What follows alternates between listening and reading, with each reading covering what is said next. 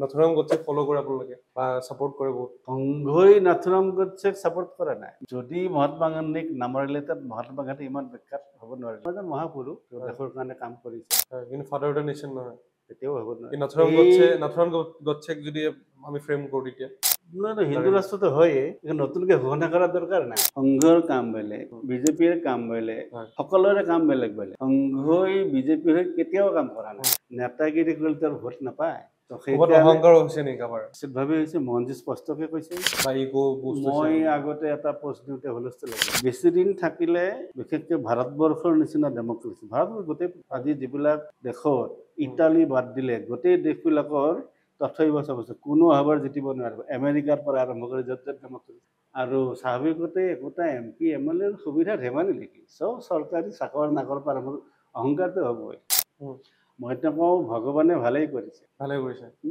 এইবাৰ যদি বহুত চিট লৈ আহিলেহেঁতেন আৰু অহংকাৰ হ'লহেঁতেন বিজেপিৰ ভৱিষ্যত অন্ধকাৰ হ'ল ষ্টেটমেণ্ট দিছিলে যে মণিপুৰ ইনচিডেণ্টৰ বিষয়ে মানুহে গুৰুত্ব দিব দিছিলে বিজেপি চৰকাৰ মণিপুৰ ইনচিডেণ্ট কাৰণ এবাৰ আপোনাৰ নৰেন্দ্ৰ মোদী ডাঙৰে নাহিলে মণিপুৰত সো সেইটো লৈ পেলাই এটা মানে কন্ট্ৰভাৰ্সি ৰেপ হৈছে যে তেখেত প্ৰধানমন্ত্ৰী কিয় নাহিলে so hello' everyone welcome to simply real আজি আমি অলপমান ডিফাৰেণ্ট এটা কণ্টেণ্ট লৈ পেলাই আগবাঢ়ি আহিছোঁ যিহেতু আমি সকলোৱে জানো যে 2024 লোকসভা ইলেকশ্যনৰ ৰিজাল্ট দিলে আৰু তাৰ পিছত বিভিন্ন ধৰণৰ এনেকুৱা প্ৰশ্ন কিছুমান আহি পৰিছিলে যে বিজেপি আৰু RSSৰ মাজত সংঘাত হোৱাৰ কাৰণে বিজেপিৰ চিটখিনি কমিল নেকি বা এইবিলাক বিভিন্ন ধৰণৰ প্ৰশ্ন লৈ পেলাই আজি আগবাঢ়ি আহিছোঁ আমি এতিয়া আহিছোঁ RSSৰ সুদৰ্শনালৈ ইয়াতে আপোনাৰ বিভিন্ন ধৰণৰ মিটিংছ হয় RSSৰ লগত ইয়াতে RSSৰ বহুত কৰ্মী থাকেও চ' আমি লগ কৰিব আহিছোঁ শংকৰ দাস তেখেত হৈছে বৌদ্ধিক প্ৰমুখ অসম ক্ষেত্ৰৰ চ' তেখেতক আমি লগ কৰিবলৈ আহিছোঁ বিভিন্ন ধৰণৰ কথা পাতিম RSSৰ গোটেই আইডিঅলজিৰ বিষয়ে পাতিম আৰু এতিয়া বৰ্তমান RSS ক'ত আছে ক'ত নাই বা এতিয়া বৰ্তমান আইডিঅলজিকেল চিষ্টেমটো কি হৈছে অসমত সেইটো বিষয়ে পাতিম ভিডিঅ'টো শেষলৈকে চাব আৰু জনাব কমেণ্ট ছেকশ্যনত কেনেকুৱা পায়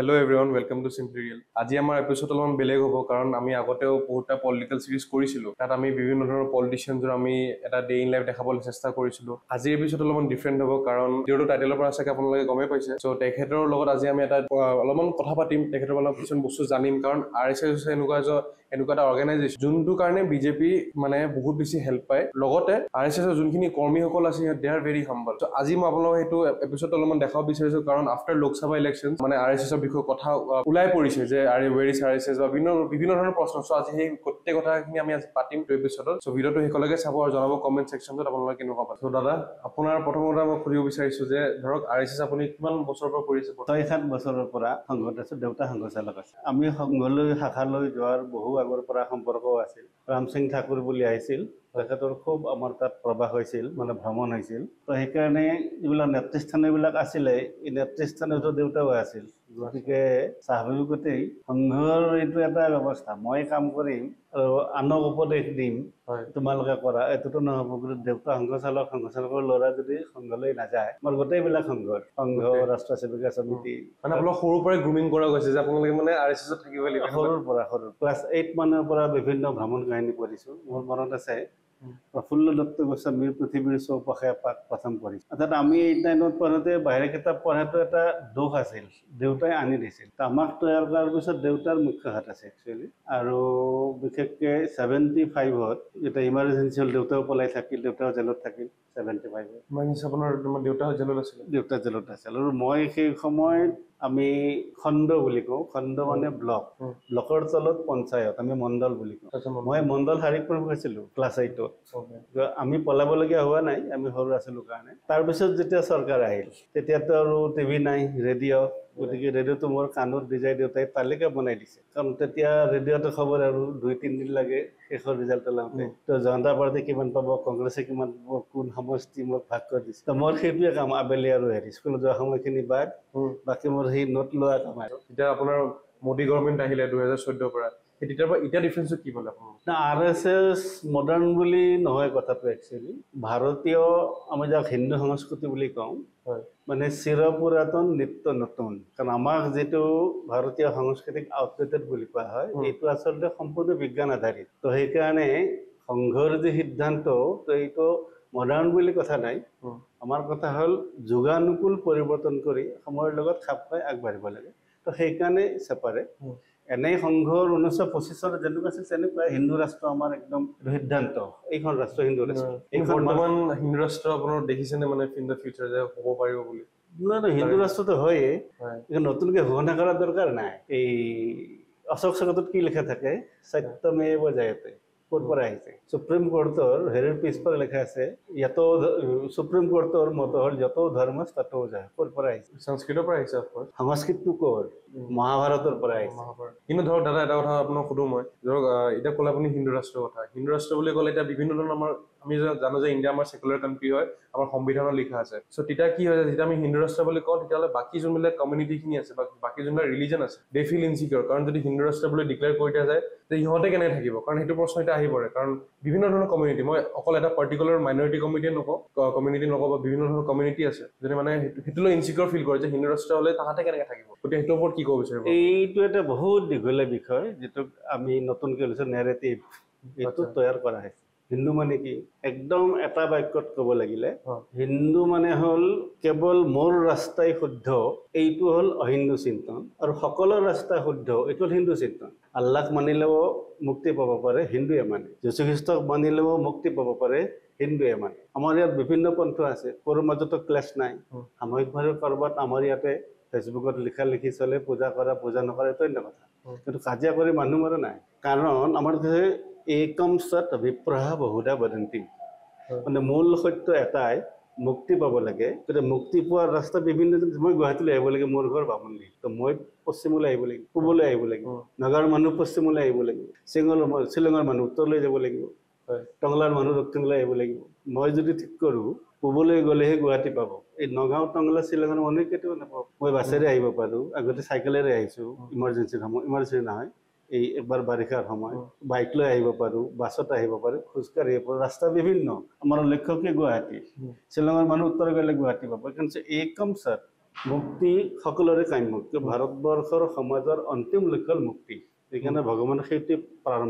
আমি প্ৰাৰ্থনা কৰোঁ হে ভগৱান মুক্তি দিয়া আমি বাৰ বাৰ মই 83 কোটি জনীত জন্ম লওঁ অহা জন্ম বা কিহত লওঁ এইকাৰণে ভগৱানক প্ৰাৰ্থনা কৰোঁ মুক্তি দিয়া হিন্দু সমাজৰ ভাৰতীয় সংস্কৃতিত অন্তিম লক্ষ্য হ'ল মুক্তি তো মুক্তিৰ ফল বিভিন্ন হ'ব পাৰে সেইকাৰণে হিন্দুত্বই কি কয় পূজা কৰিলেও পাব পাৰা পূজা নকৰিলেও মুক্তি পাব পাৰা নাম গালেও মুক্তি পাবা আৰু বলি বিধান কৰিলেও মুক্তি পাবা ঈশ্বৰ নামানিলেও মুক্তি পাবা কমিউনিষ্টবিলাকে কয় ধৰ্ম হ'ল আফিং ধৰ্ম কৰ্ম নামানে তেওঁলোকেও মুক্তি পাব এই যিটো সৰ্বসমাৱেশক চিন্তা গতিকে আল্লাহক উপাসনা কৰি মুক্তি পাব পাৰে মানে আপোনালোকৰ কোনো প্ৰব্লেম নাই যে মানে আমাৰ কোনো প্ৰব্লেম নাই বা খ্ৰীষ্টিয়ানে যদি কিবা চেলিব্ৰেট কৰিছে তেখেতৰ খ্ৰীষ্টমাছ চেলিব্ৰেট কৰিছে কোনো প্ৰব্লেম নাই এজন ভাল খ্ৰীষ্টিয়ান হৈ ভাল ভাৰতীয় হ'ব পাৰে তেওঁ হিন্দু এজন ভাল চিডুল কাষ্ট হৈ তেওঁ ভাল এজন ভাল অৰুণাচলী হৈ পেলাই এজন চিডুল ট্ৰাইব হৈ পেলাই ভাল চিডুল ট্ৰাইব হ'ব লাগে তেওঁ ভাল হিন্দু কাৰণ আমাৰতো কাৰো লগত বিৰোধী তেওঁলোকে বিৰোধ কৰে খ্ৰীষ্টিয়ান লগত হিন্দু কেনেকৈ হ'ব মানে সেইটো মানে বস্তুটো মানে নিমিলা হৈ যায় এই দেশৰ ৰাষ্ট্ৰীয়তা যিয়ে মানে এখন ধৰ্মভূমি কৰ্মভূমি মোক্ষভূমি বুলি যিয়ে মানে তাৰ যিকোনো পন্থৰে কাম কৰক তেওঁলোক ইয়াৰ হিন্দু নাম কোনে দিছে RSS বিশ্বন্ধু প্ৰদেশতো দিয়া নাই হিন্দু নাম বাহিৰৰ মানুহে দিছে কোনোবাই কয় সিন্ধুৰ পৰা হৈছে বুলি কাৰণ তেওঁলোকৰ শব্দটো নুঘূৰে পাৰ্চিয়ানসকলে দিয়া বুলি কয় আমাৰ আপত্তি নাই বহুতে কয় ভাৰতীয় কিয় নুবোলে আমাৰ ভাৰতীয় বুলিলে আপত্তি নাই কিন্তু ভাৰত বুলি কওঁতে এটা ভৌগোলিক সীমাৰ ভিতৰত কিন্তু হিন্দু গোটেই বিশ্বৰ সমাৱেশক সেইকাৰণে সৰ্বম খলবিদম ভৰিখন আনি সেৱা কৰোঁ কিহৰ কাৰণে মুছলমানে কৰে নেকি খ্ৰীষ্টিয়ানে ভৰিত লাগিলে সেৱা কৰে নেকি নোৱাৰে কৰিব তেওঁলোকৰ ধৰ্ম বা তেওঁলোকৰ সংস্কৃতিত নাই আমি কি কৈছোঁ বয়ম অমৃত ইচ্ছা পুত্ৰাহা আমি চব ভগৱানৰ সন্তান মহাপুৰুষ শংকৰদেৱে সেইটোকে অসমীয়াত কৈছে কুকুৰৰ ঘৰত দেৱশৃগালৰ আত্মাৰা এইটোৱে বেদান্ত সৰ্বম খলবিনম ব্ৰহ্ম চবতে ভগৱান চবতে ভগৱান আছে তো চবতে এইটো বিগ বেং থিয়ৰিয়ে কৈছে ঈশ্বৰ কণাই গোটেই সমস্ত পৃথিৱী আগুৰি আছে সেইটোৱে ঋগবেদত আছে তো ঈশ্বৰ কণাৰ যিটো সন্ধান কৰিছে এইটো ঋগবেদত আছে এইকাৰণে হিন্দুত্ব হ'ল চাইণ্টিফিক সেইকাৰণে ক'ব পাৰে সৰ্বম খলবিদম ব্ৰহ্ম সেইকাৰণে ক'ব পাৰে বাসুদেৱ কুটুম্বকম মুছলমান খ্ৰীষ্টিয়ানে ক'ব নোৱাৰে কাৰণ তোৰ only issue is the son of god আমি কৈছোঁ বয়ম অমৃত ঈশ্বৰ পুত্ৰ চব ভগৱানৰ সন্তান কুকুৰ শ্ৰীকালৰ গৰ্দবৰ আত্মা চবতে ভগৱান আছে চবতে আত্মা আছে বাইবেল কি কৈছে যিশু যদি অনলি সন অফ গড একমাত্ৰ যিশু হ'ল ভগৱানৰ সন্তান কিন্তু RSS বুলি ক'লে বহুত মানে আপোনাৰ মাইনৰিটি কমিউনিটি ভয় খাইছে বা এনেকুৱা এটা আছে মানে যে মানে RSS মানে গোটেই ৰাষ্ট্ৰটো হিন্দু কৰিব বা আমাক থাকিব নিদিয়ে বা এটাতে মানে অফক'ৰ্চ আপুনি যোনটো ক'লে নেগেটিভ হ'ব পাৰে কিন্তু এতিয়া ধৰক মইতো নিজে এজন হিন্দু হয় মই হয়তো ফেচ কৰা নাই কিন্তু এজন মুছলিম ব্যক্তি বা এজন খ্ৰীষ্টান ব্যক্তি হয়তো ফেচ কৰিব পাৰে তাহাঁতৰ পাৰ্চপেক্টিভত চ' সিহঁতক আপোনালোকে কি মেছেজ দিব বিচাৰিব সেইটো তেওঁলোকক কেৱল হিন্দু মুছলমান বুলিয়ে নহয় চিডুল কাষ্টে ভাবে RSS আমাক শেষ কৰিব এইটো আচলতে 1960ৰ দশকৰ পৰা চলিছে এইটো আন্দোলন যে ভাৰতবৰ্ষৰ অলপ দীঘলীয়াকে ক'ব লাগে মুঠ কথা হ'ল ভাৰতবৰ্ষত দুটা ডাঙৰ পৰ্যায় গৈছে যে জাত পাতৰ এইবিলাক যে কথা কওঁ আমি এইটো একচুৱেলি বেদৰ যুগৰ পৰা আছে মই যিমান অধ্যয়ন কৰিছোঁ কাৰণ ভাৰতবৰ্ষৰ সমাজ নিয়ম কানুন পালনত কঠোৰ সামান্য নিয়ম পালনত ব্যাঘাত জন্মিলে তেওঁ সমাজৰ পৰা পৃথক কৰে আৰু সেইকাৰণে পুৰণা জাতিবিলাক চাব তেওঁলোকৰ যিটো ব্যৱসায় অনুসৰি জাতি 712 খ্ৰীষ্টাব্দত প্ৰথম মুছলমানৰ আক্ৰমণ আৰু 1206ৰ পৰা প্ৰথম দিল্লীত মুছলমানৰ দাস বংশৰ প্ৰতিষ্ঠা হৈছে শাসনিক মুছলমানৰ আক্ৰমণৰ সময়ত ভাৰতবৰ্ষৰ সমাজৰ সন্মুখত দুটা ডাঙৰ প্ৰশ্ন আহিল এই যে আমি যাক পৃথক কৰিছোঁ সমাজৰ পৰা মুছলমানে যেতিয়া আক্ৰমণ কৰিছে তেওঁলোকক ধৰ্মান্তৰ কৰিছে শিশু বৃদ্ধক হত্যা কৰিছে জীয়ৰী বোৱাৰীক বলাৎকাৰ কৰিছে খেতি পথাৰ জ্বলাই আহিছে মন্দিৰ ভাঙিছে মন্দিৰৰ মূৰ্তি মছজিদৰ ভেলত লগাইছে এই যিটো পৰিস্থিতিটো অকল্পনীয় আছিল আৰু সেইকাৰণে এই ধাৰ্মিক দৃষ্টিৰে সহজ ভাষাত ধৰ্ম শব্দটো প্ৰয়োগ কৰিছোঁ মই প্ৰথম নায়ানমাৰসকল তামিলনাডুৰ পৰা ওলাল কাৰণ আগতে সংস্কৃতি ধৰ্ম এইবিলাক ৰজা মহাৰজা জমিদাৰবিলাকৰ হাতত আছিল মন্দিৰ নিজাববী আছিল জাগা তাকে সোমাব নিদিয়ে কাৰণ তলৰ জাতবিলাক সোমাব নিদিয়ে কেৰেলাৰ পুৰণা ইতিহাস লিখিলে গম পাই যাব তো নায়ানমাৰসকল ওলাল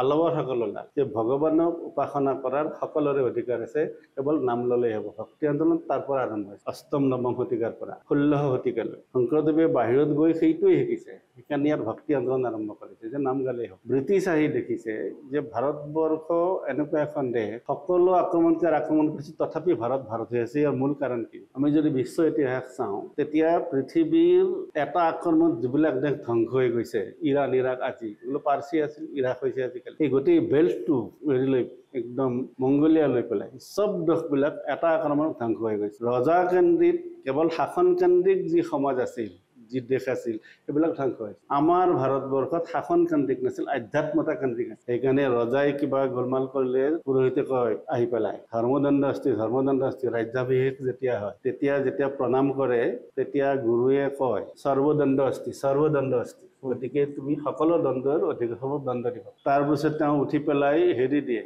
এই গুৰুক যি দিয়ে আৰু গুৰু দক্ষিণা দীপকে কয় অদণ্ড অস্মি যে মোক কোনো দণ্ড দিব নোৱাৰে তেতিয়া পুৰোহিতে গোটেই যজ্ঞবেদীৰ চাৰিওফালে সমীৰ এটা ডাল লৈ কোবাই কয় ধৰ্মদণ্ড অস্তি তুমি চবৰ অধিকাৰ নহয় চবৰ ওপৰত ধৰ্মদণ্ড অস্তি এই যে আধ্যাত্মিকা ৰজায়ো ধৰ্ম মানিছে আজি যে সিংগল গৈছে তাত এইটো ভাৰতীয় সংস্কৃতি পাৰ্লিয়ামেণ্টত গৈছে ব্ৰিটিছে দেখিছে যে এই শ্ৰদ্ধা এই পৰম্পৰা থাকিলেতো নহ'ব যে এইবিলাক নেৰেটিভ ব্ৰিটিছে বুলি বিশেষকৈ নৰ্থ ইষ্ট সম্পৰ্কে ব্ৰিটিছে যিটো উঠাইছে বুলি আপুনি ক'লে তেওঁলোকে যি হেৰি বুলি কৈছো নেৰেটিভ বুলি কৈছো খুব হিচাপ কৰি তেওঁলোকে শব্দবিলাক প্ৰয়োগ কৰিছে ধৰ্ম সাপেক্ষ হ'ব লাগিছিল ভাৰতবৰ্ষৰ ৰাজনীতি ধৰ্ম নিৰপেক্ষ ভাৰতবৰ্ষৰ নামেই ইণ্ডিয়া হ'ল মোৰ নাম শংকৰ ইংৰাজীত কি হ'ব ভাৰতবৰ্ষৰ নামেই ইংৰাজীত বেলেগ হৈ গ'ল বিভাজন হ'ব সংঘৰ কাম বেলেগ বিজেপিৰ কাম বেলেগ সকলোৰে কাম বেলেগ তাত সংঘৰ বিভাজন হ'লে কথাটো বুজাই যে সংঘ বিভাজন কিন্তু বিজেপি আৰু সংঘ বিভাজন হৈছে নেৰেটিভটো হ'ল বিজেপি সংঘ একে নহয় তো বিজেপি সম্পূৰ্ণ ৰাজনৈতিক RSS সাংস্কৃতিক ক্ষেত্ৰ সামাজিক ক্ষেত্ৰখিনি ঘৰ ভাঙি দিয়া গৈছিল লগতে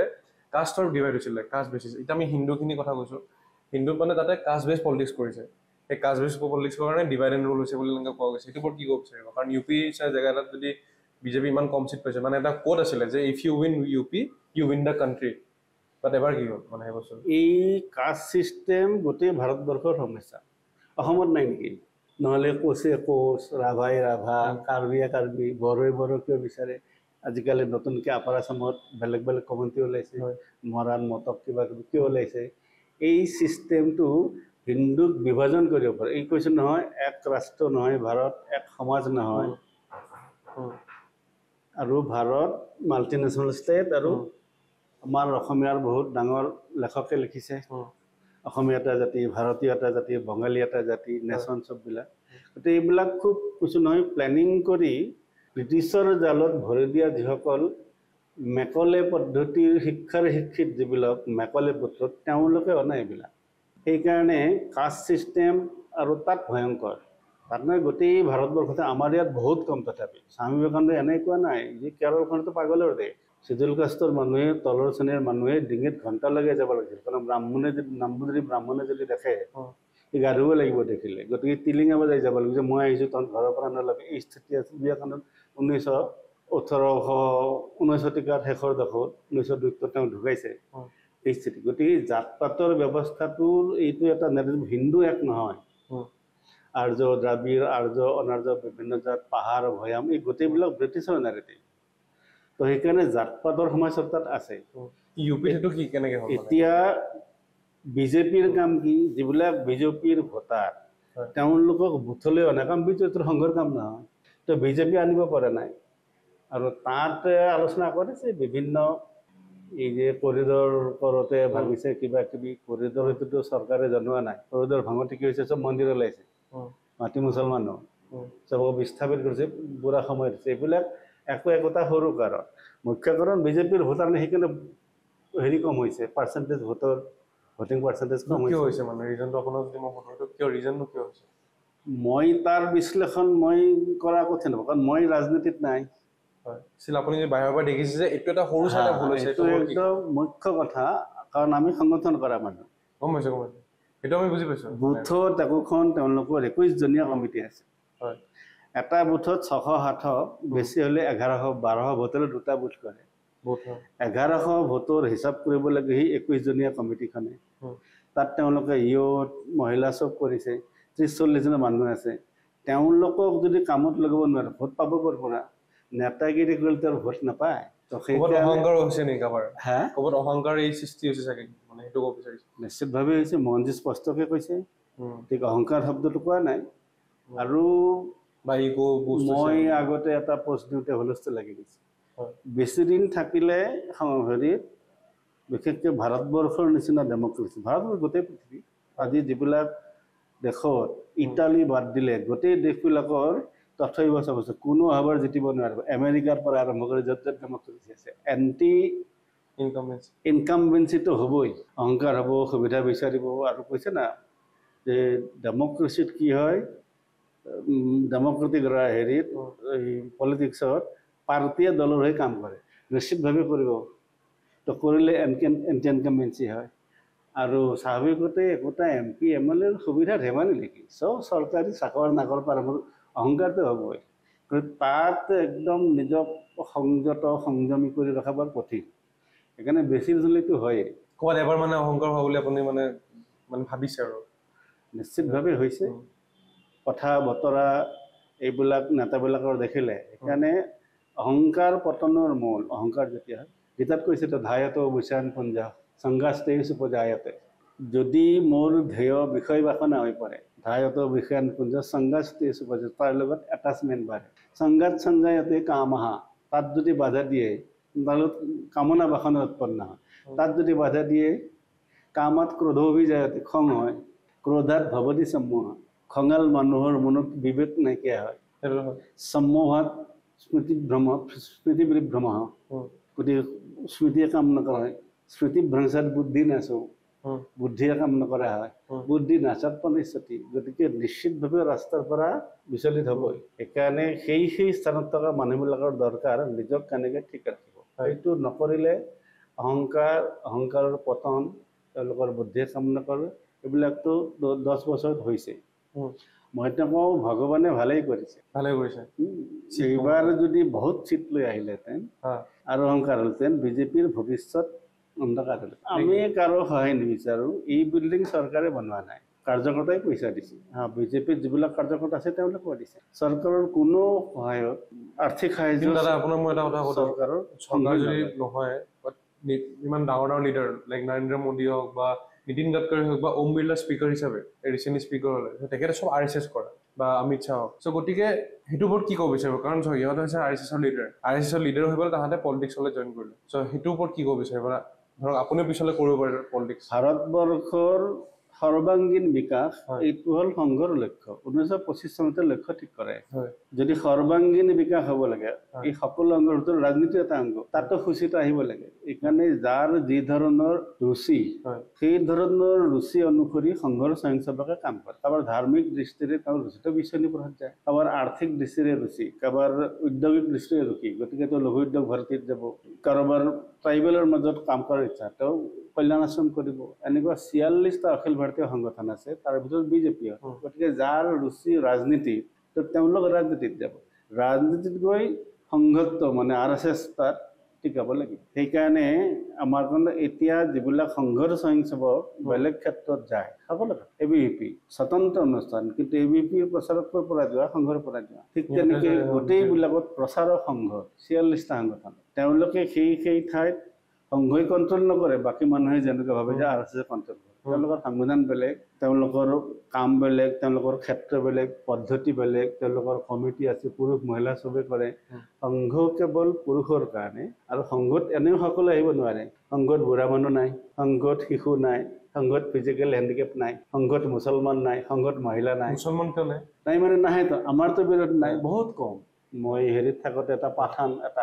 ফোন কৰে এতিয়াও চিৰাজুল্লিত আমাৰ মন্ত্ৰী হিমন্ত বিশ্ব শৰ্মা ডাঙৰীয়া তেখেতৰ কথা আপুনি কিয় এজ এ পলিটিচিয়ান ব্যক্তিৰ কথা আমি পিছতো নকওঁ আগতো নকওঁ মিডিয়াত নকওঁৱে মানে আমাৰ কাৰণে কি হয় অমন্ত্ৰম অক্ষৰো নাস্তি এনেকুৱা এটা আখৰ নাই য'ৰ পৰা মন্ত্ৰ উৎপন্ন হোৱা নাই প্ৰধানমন্ত্ৰী নহা কথাটোৰে কোৱা নাই চৰকাৰে কিবা কৰিব লাগিছে আজি মণিপুৰত কুকি হওক মৈতেই হওক আমাৰ সম্পৰ্ক আছে কুকি মৈতেকৰ মাজত বিয়া বাৰু আদান প্ৰদান আছে কি কাৰণত তেওঁলোক পৰস্পৰ বিৰোধী হ'ল তাৰ কাৰণ বিশ্লেষণ কৰি তাৰ সমাধান কৰা 1 বছৰ জুৰি তো বহুত ডাঙৰ সমস্যা নহয় 1 বছৰ জুৰি থকা আৱশ্যক নেকি মণিপুৰ কৈছোন আমি যেতিয়া হিন্দু ৰাষ্ট্ৰৰ কথা কওঁ মণিপুৰৰ সমানে গুৰুত্ব অৰুণাচলৰ সমানে গুৰুত্ব ইফালে গুজৰাটৰ সমানে গুৰুত্ব কাশ্মীৰৰ সমানে গুৰুত্ব গতিকে যেতিয়া সমগ্ৰ দেশৰ চিন্তা কৰোঁ সেই দৃষ্টিৰে মণিপুৰৰ কথা কোৱাটো স্বাভাৱিক আৰু ক'বই কিন্তু চৰকাৰৰ দায়িত্ব আছিল এই মণিপুৰৰ যি সমস্যা সমাধান কৰাৰ দৃষ্টিৰে তেওঁলোকে এবছৰ লগাব নালাগিছিল সেইকাৰণে মন্ত্ৰীয়ে কৈছে তো আমিও কৈছোঁ ইয়াৰ পৰা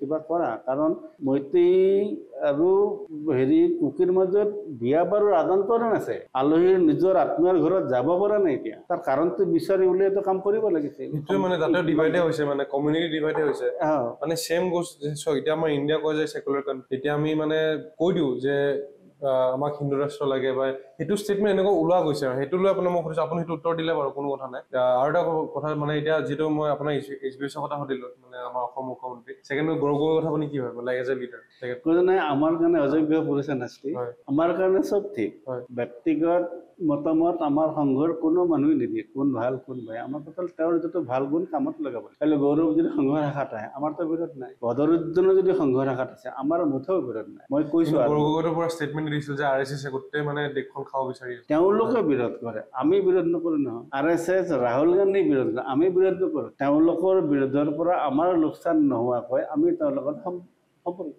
এই যে মোহনজী আহিছিলে আমি ঠিক কৰি সকলোক মাতিব লাগিব চবকে মাতিছোঁ 2018ত আমাৰ এই আটাইতকৈ ডাঙৰ কাৰ্যক্ৰম হৈছে এতিয়া 1 লাখ মানে হেৰি চেৰি লৈ পেলাই দৰ্শক চৰশক লৈ পেলাই 1 লাখ হৈছে আমাৰ 74,000 প্ৰায় 75,000 স্বয়ংসেৱক আছিল 25,000 মান বাকী মানুহ আহিছে 1 লাখৰ কাৰ্যক্ৰম কৰিছোঁ প্ৰথমবাৰ গতিকে যে চবক মাতিব লাগে আমি তৰুণ গগৈক মাতিব গৈছোঁ বদৰুদ্দিনক চিঠি পঠাইছে অখিল গগৈক পঠিয়াই দিছে বিৰোধ তেওঁলোকে কৰে কোনো নাই আমাৰতো আপত্তি নাই ইনভিটেশ্যন পঠাইছিলে প্ৰগ্ৰামৰ আহিব হেমন্ত মিডিয়া প্ৰচাৰ কৰিছে কিমান বিৰোধী RSSৰ বিজেপিৰ মিডিয়া কেইটামান মিডিয়া হাউচ আছে সকলোৰে তাৰ পৰা আমি ৰুটিৰ পেকেট আনিছোঁ যে কৈছোঁ যে ৰুটিৰ পেকেট দিব লাগিব আলহী আহিব আমাৰ গুৱাহাটীত গতিকে দাদা এতিয়া ধৰক 3টা বিল অলৰেডি আমাৰ পাছ হৈ গ'ল যে আৰ্টিকেল 370 তাৰপিছত আপোনাৰ ট্ৰিপল তালাক আৰু আপোনাৰ ইউনিফৰ্ম চিভিল কোডটো হ'বলৈ বাকী আছে বাৰু চ' সেই 3টা বিলৰ কথা আপুনি মানে মানে এক্টৰ কথা কি ক'ব বিচাৰিব মানে গোটেই তিনিটা যোনকেইটা মানে বিজেপি গভৰ্ণমেণ্টে মানে আনিব বিচাৰি আছে কাৰণ এটা পাৰ্টিকুলাৰ বহুতে কৈছে যে এটা পাৰ্টিকুলাৰ কমিউনিটিক টাৰ্গেট কৰি পেলাই সেইকেইটা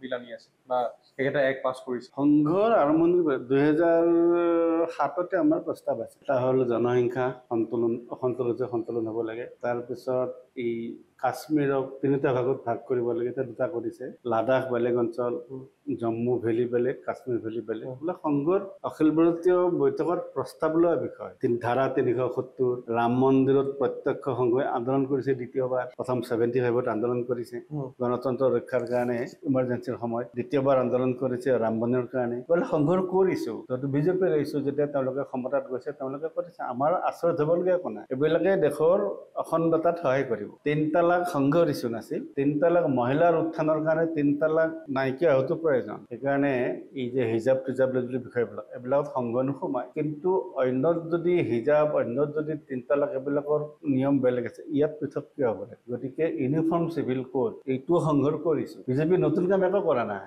এইবিলাক 1999 2098 তেতিয়াৰ পৰা এইবিলাক আমাৰ আলোচনা হয় আমি প্ৰস্তাৱ লৈ আহিছো আমাৰ প্ৰাইম মিনিষ্টাৰে আন্দোলন কৰিছিলে এটা বহুত পুৰণা ফটো এখন আছিল আপোনাৰ 1970 হা কিমান মান কৰিছিলে পুৰা নাইছো এইবিলাক আৰ্টিকল 370 কাৰণে কৰিছে সংঘৰ কাৰণে নতুন হা এতিয়া বিজেপি গৈছে তাত সংঘৰ সমবিচাৰধাৰাৰ ৰাজনৈতিক ক্ষেত্ৰত গৈছে তেওঁলোকে সেইটো কৰিছে এইবিলাক আগতে কৰাহেঁতেন তেতিয়া ভাৰতৰ আজি এই স্থিতি নহ'লেহেঁতেন সমাজৰ কিন্তু ধৰক দাদা এতিয়া যিহেতু সেই বিল কেইটা পাছ মানে এতিয়া অকল এটা বিল পাছ হ'ব আছে ইউনিফৰ্ম চিভিল কোড সেইটো পাছ কৰাৰ লগে লগে মানে আপুনি ভাবেনে যে সেই পাৰ্টিকুলাৰ কমিউনিটিৰ টাৰ্গেট কৰি পেলাই বস্তুটো আগবাঢ়িব বা লৈ যাব বস্তুখিনি পাৰ্টিকুলাৰ কমিউনিটিৰ হেৰি কৰা কথা নহয় এইটো আজি গোটেই বিশ্বৰ চিন্তা এটা হৈছে জনসংখ্যাৰ বিস্ফোৰণ ভূমিৰ ক্ৰমে ক'ৰবাত সাগৰত ক'ত গৈছে ক'ৰবাত আমাৰ ব্ৰহ্মপুত্ৰই কিমান ভূমি লৈ গ'ল এতিয়া ভূমি কমি গৈছে জনসংখ্যাৰ বিস্ফোৰণ হৈছে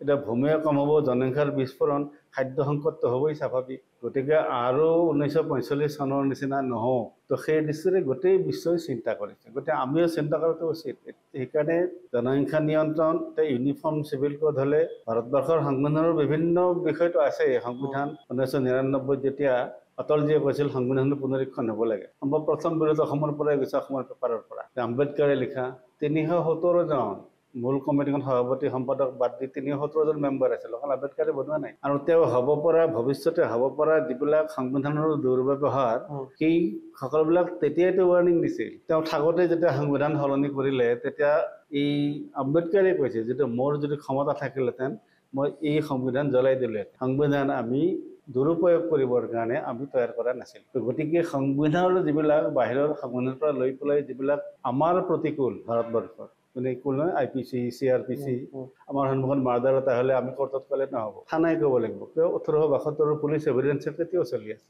সুধিব আমাকে কিন্তু ক'ব লাগিব পুলিচে এজাহাৰ দিব লাগিব এজাহাৰ দিব লাগিব পুলিচ জাৰি কৰিব আমাক সুধিব গতিকে এই যিবিলাক ব্যৱস্থা ভাৰতবৰ্ষৰ ন্যায় পাবৰ কাৰণে আমাৰ কোনো CRPCৰ নিয়ম ব্ৰিটিছে তৈয়াৰ কৰা নাই পুলিচ ব্ৰিটিছৰ সাক্ষী ব্ৰিটিছৰ জাজ ব্ৰিটিছৰ চব ব্ৰিটিছৰ গতিকে ব্ৰিটিছৰ সপক্ষে ৰায় দিবৰ কাৰণে যি নিয়ম কৰিবলগীয়া কৰিছে সেইকাৰণে ভাৰতবৰ্ষৰ সুপ্ৰিম কোৰ্টৰ 4জন জাজে আহি ক'বলগীয়া হৈছে নেকি যে পইচা থাকিলেহে ন্যায় পাব পাৰে ভাৰতবৰ্ষৰ ন্যায়ৰ পৰা মানে আপুনি ক'ব বিচাৰিছে যে বিল কেইটা ভাল এটা মানে ভাল কেতিয়াবাই সলনি হ'ব লাগিছিল এই বিলবিলাক কাৰণ ভাৰতবৰ্ষ স্বতন্ত্ৰ হৈছেতো ভাৰতবৰ্ষ স্বতন্ত্ৰ হৈছে স্বাধীন হৈছে স্বতন্ত্ৰ হোৱা নাই আমি স্বতন্ত্ৰ আনিব পৰা নাই পৰতন্ত্ৰতে আমি স্বাধীন হৈছো স্বৰ অধীন হৈছো স্বতন্ত্ৰ আনিব পৰা নাই এতিয়া লাহে লাহে স্বতন্ত্ৰতাৰ দিশে আমি আগবাঢ়িছো আমাৰ তন্ত্ৰও নিজা হ'ব আপোনালোকে মানে নাথুৰাম গডছে বহুত মানে ফ'ল' কৰে নাথুৰাম গডছে ফ'ল' কৰে আপোনালোকে বা ছাপোৰ্ট কৰে বহুত সংঘই নাথুৰাম গডছেক ছাপোৰ্ট কৰা নাই মহাত্মা গান্ধী যেতিয়া বধ হৈছে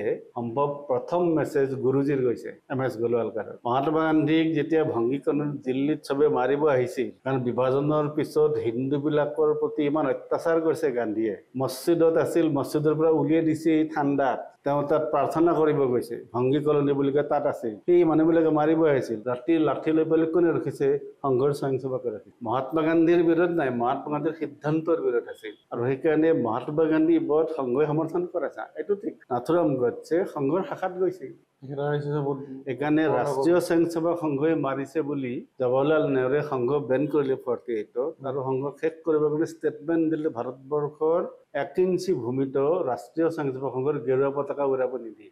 বেন কৰিছিলে সেইমতে গুৰুজীয়ে ষ্টেটমেণ্ট দিছে।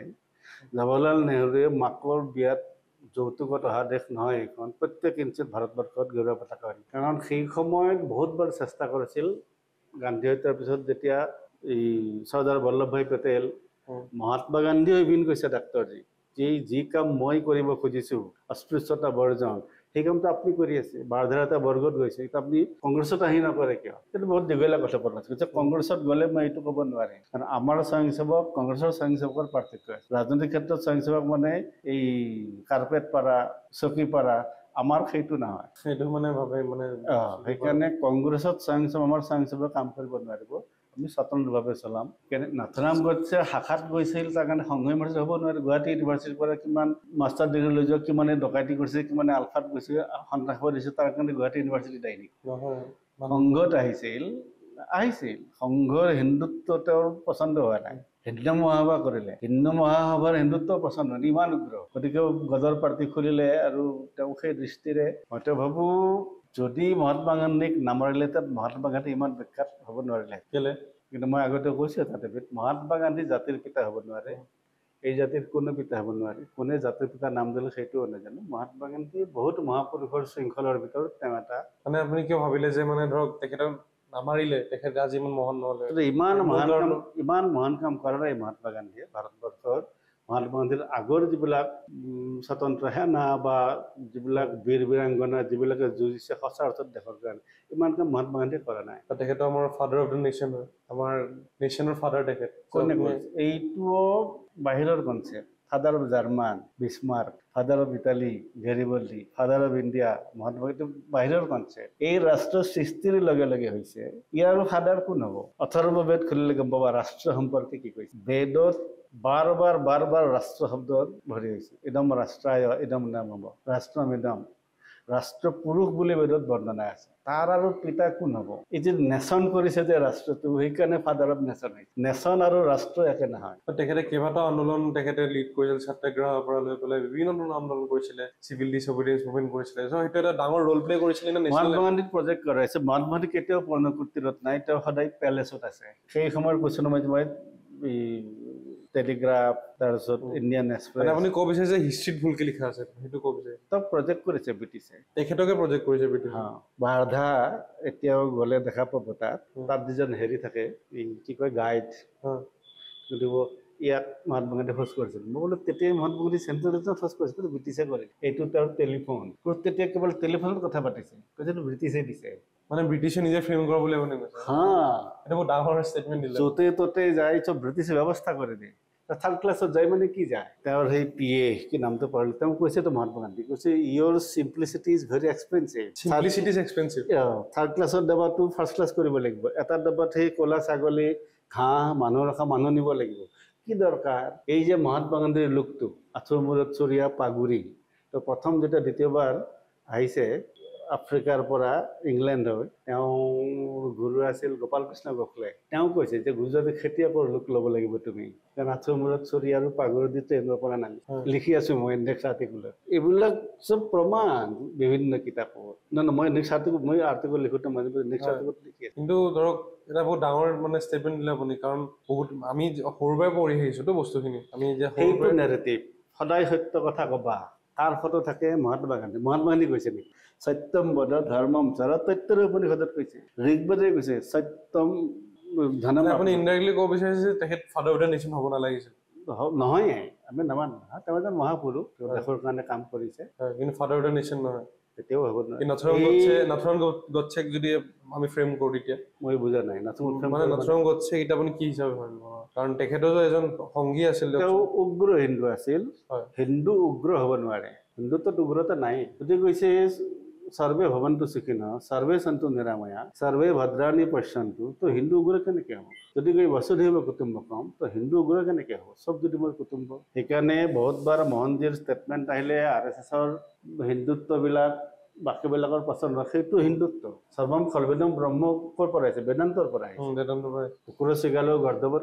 আমাৰ প্ৰশ্ন সেইটোৱেতো, সংঘই যেতিয়া হিন্দুত্বৰ কথা কয়, কুকুৰ চিগালো গৰ্ধৱৰ আত্মাৰ আমি প্ৰত্যক্ষ মানো, আৰু সেইটো নাম হিন্দুত্ব। আমি হিন্দু বুলি ক'লে সংঘ হ'ল কমিউনেল। মুছলমানে মুছলমান বুলি ক'লে কমিউনেল নহয়, খ্ৰীষ্টিয়ানে খ্ৰীষ্টিয়ান বুলি ক'লে তেওঁলোক কমিউনেল হয়, হিন্দুৱে হিন্দু বুলি ক'লে কমিউনেল। সেইটো কথা RSS কোনে? RSS কমিউনেল পাৱাৰত আছে নে হবে নেকি বিজেপি? এইটো নহয়, কৈছো ন, এইটো নেৰেটিভ। হিন্দু ৰাষ্ট্ৰৰ নাম সংঘই দিয়া নাই, হিন্দুস্তান এৰোনেটিক RSS কৰিছে, হিন্দুস্তান মেচিন টুলছ RSS। কিন্তু দাদা আপোনালোক মই চাইছো মানে RSS যিমান কৰ্মী মই লগ পাইছো বহুত ডাউন টু আৰ্থ থাকে, মানে কথাটো কৈ চেনেল পিন থাকিব ধুনীয়াকে, মানে নিজৰ কাম কৰি থাকে, বা সেইটো সেই মানে ক'ব গ'লে বহুত ডাউন টু আৰ্থ থাকে আপোনালোক। আপোনাক মই যদি এটা প্ৰশ্ন এটা সুধো যে ধৰক এজন পলিটিচিয়ান আপোনাৰ মতে কেনেকুৱা টাইপৰ হ'ব লাগে? যে এজন পলিটিচিয়ান মানে বিভিন্ন ধৰণৰ থাকিব, বাট আপোনাৰ পাৰ্চপেক্টিভটো মই জানিব বিচাৰিছো এজ এ RSS ৱৰ্কাৰ, যে ধৰক এজন পলিটিচিয়ান এনেকুৱা হ'লে ভাল। মই নামটো নকওঁ, হয়, এজন বহুত চিনিয়ৰ বিজেপিৰ কাৰ্যকৰ্তা আমাৰ বৈঠকবিলাকত আহেতো, সংঘৰ যিবিলাক প্ৰচাৰক বা হেৰি এই যিবিলাক সম্পৰ্ক থকা এতিয়া পজিশ্যন আছে নেকি? হা পজিশ্যন আছে নেকি? এতিয়া নাই, এতিয়া আকৌ ঘূৰি আহিছে। তোমাৰ বৈঠকত ফ্লাইটত আহিছে, তো লগৰ যিবিলাক আছিল সুধিছে ট্ৰেইনত দৌৰি দৌৰি উঠিছিল, এতিয়া ফ্লাইটত আহিছে যে? কৈছে নহয়, মই সংঘৰে হৈ আছো, মই যদি ফ্লাইটত নাযাওঁ, 3 দিন খৰচ কৰি ট্ৰেইনত আহোঁ, সেইচোন প্ৰেচিডেণ্টে ক'ব এইজন আমাৰ কি ছেক্ৰেটাৰী। আজি বিজেপিৰ প্ৰেচিডেণ্টে যদি মটৰচাইকেল লৈ কোনোবা জিলাত যায়, কাৰণ কেতিয়াবা কি হয়, কামৰ কাৰণে সেইটো মেইনটেইন কৰিবলগীয়া হয়, কাৰণ ভাৰতবৰ্ষৰ ৰাজ্য এনেকুৱাই চলিছে। কাৰণ আমাক ডেমক্ৰেচি শিকোৱা নাই ইয়াত। মোদীজীয়ে মিটিং কৰিলে 7 লাখ মানুহ হয়, হেমন্তই মিটিং কৰিলে 1 লাখৰ মানুহ কম হ'লে তাৰ উদ্যোক্তাসকলে বেয়া পায়, 1 লাখ হ'বই লাগিব, জানানে? আছাম চেমৰ কথা কৈছে। ওবামাই মিটিং কৰিলে কিমান হয়? 300 মানুহ। হিলাৰী ক্লিণ্টনে মিটিং কৰিলে কিমান হয়? 300 350 মানুহ। কাৰণ আমি ধৰি লৈছো আমি নেতাৰ অনুগ্ৰহত আছো, আমাক কৰা হৈছে। কাৰণ আগতে এবাৰ গম নাপাবা, আগতে যদি কলেজৰ চকীদাৰ এটাও দিব লাগে MLA জনে দিয়ে। এখন স্কুল কলেজৰ চকীদাৰজন MLA কি বন্ধু? কাৰণ তেওঁ নেতা হ'ব লাগিছিল, জনসাধাৰণৰ অনুগ্ৰহত নেতা। সেইটো হ'ল ডেমক্ৰেচি। ছিংগাপুৰৰ নিচিনা দেশ আগবাঢ়িছে কাৰণে, সেইকাৰণে তাত শুদ্ধ ডেমক্ৰেচিৰ প্ৰচলন। আমাৰ ইয়াত ওলোটা কৰে, স্বাধীনতাৰ পিছত আমাৰ ইয়াত ডেমক্ৰেচি শিকোৱাই নাই। আমি ধৰি লৈছো নেতাৰ অনুগ্ৰহত। আমি ইয়াতো হয়তো আপুনি গম নাপাব, আগতে মানুহবিলাক গাঁৱৰ পৰা আহে, ৰাস্তা ঘাটো নাই, যাতে আগবেলা এখন গাড়ী আহে আমাৰ গাঁৱৰ পৰা, তো দেউতাক কৈ যায়, কৈছো আমি MLA লাগ পালো দে বাবু, দেউতাক বাবু বুলি মাত। ক'লে কি ক'লে?